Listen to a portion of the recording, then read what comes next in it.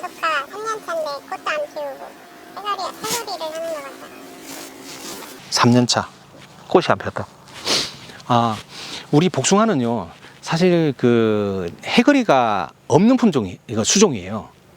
복숭아 해거리가 없는데, 근데 해거리 이야기 하시는 분들이 좀 이렇게 간혹 계세요. 꽃이 안 폈다, 꽃이 안 온다, 뭐 이런 이야기를 하시는데, 사실 꽃이 안 오지는 않을 거예요. 우리 복숭아 같은 경우는 단가지, 중가지, 장가지에 전부 다 꽃이 다 있어요.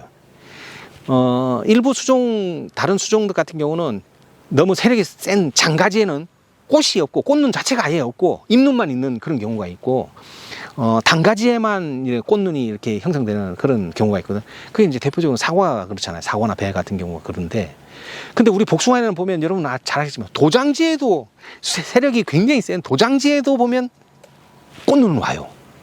그래서 그 도장지에서 이렇게 도장지에 온 그 꽃눈에 착화시킨 그 열매를 보면 어떨 때는 보면 결과지에 착화시킨 것보다 더 커요.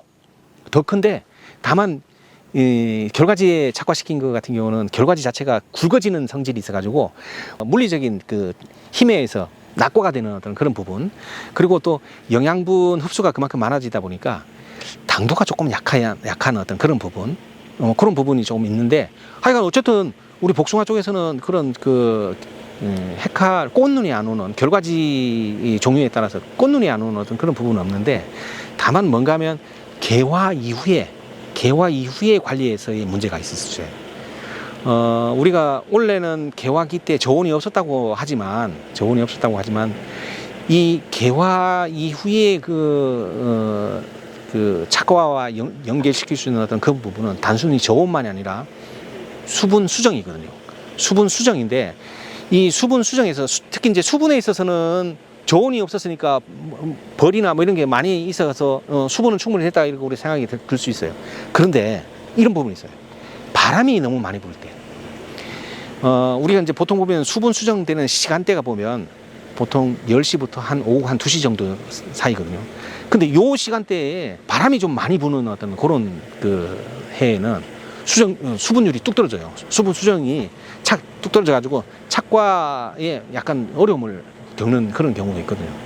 그래서 바람이 좀 심하게 불 때, 만약에 그렇지 않고 수분은 잘 됐는데, 우리 이제 수분되고 난 다음에 수정까지 걸리는 기간이 보통 뭐 한 보름 정도, 뭐 짧게는 10일에서 보름 정도 걸리니까 다른 수종과 달리, 사과 같은 경우는 한 3일이면 끝나지만 우리는 그렇게 길다 보니까 그 기간 안에 온도 변화, 특히 이제 올해 같은 경우 제가 그 말씀드렸잖아요.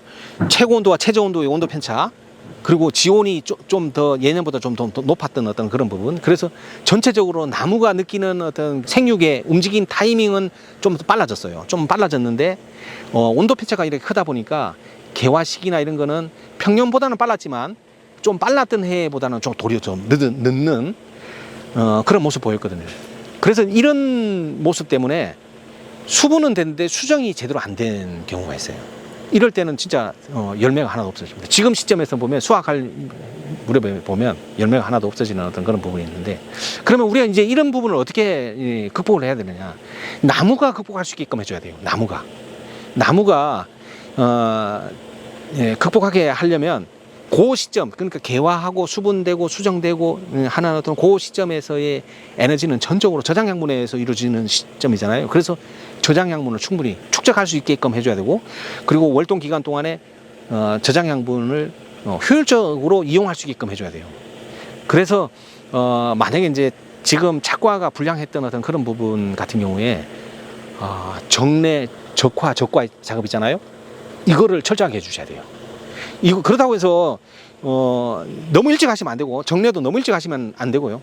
우리가 정례라는 게 꽃봉오리 따는 거잖아요. 이거 꽃봉오리 따는 거는, 꽃봉오리는 우리가 눈에 보이기에는 아마 12월 달부터 시작해가지고 개화 직전까지에 계속해서 변화돼요. 그 꽃봉오리 안에서 계속 변화되는데, 이거를 또 너무 일찍 따버리면 제가 말씀드렸지만 우리 복숭아가 소중하게 하는 잎눈을 보호하고 있는 게 꽃봉오리인데, 꽃봉오리를 먼저 이렇게 일찍 따버리면 잎눈만 남는데, 그 잎눈이 좋은 게 또 좋은 피해를 받아가지고 그 잎눈이 잎이 안 트는 그런 경우도 종종 있더라고요. 그래서 너무 일찍 하지 마시고요. 보통 보면 전장하시고 난 다음에 2월 한 말쯤부터 시작해서 정례는 한 3월달부터 시작하셔도 될 것 같아요.